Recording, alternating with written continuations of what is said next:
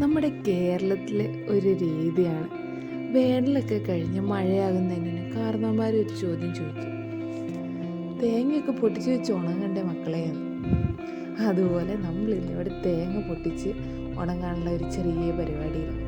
അന്നേരം അതിന് തേങ്ങയെല്ലാം പൊട്ടിച്ച് വെയിലത്ത് നിരത്തി ഒരു 2 ദിവസം കഴിയുമ്പോഴത്തേന് അതൊന്ന് മെല്ലെ ചുരുങ്ങി വരുമ്പോൾ അതിനകത്തുനിന്ന് തേങ്ങയിൽ നിന്ന് കൊപ്ര നമ്മൾ കുത്തിയെടുത്ത്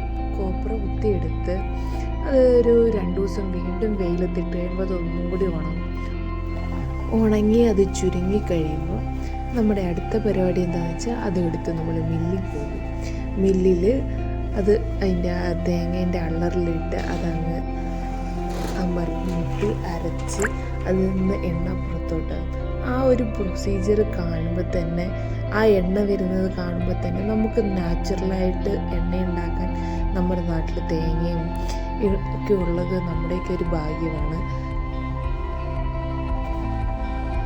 ഇനി അതിൽ നിന്ന് എണ്ണയെല്ലാം ഒഴുകി വന്ന് നമ്മളതൊരു പാത്രത്തിനകത്തേക്ക് ശേഖരിച്ച എണ്ണ നമ്മൾ സൂക്ഷിച്ച് വെക്കുകയാണ് ചെയ്യുന്നത്.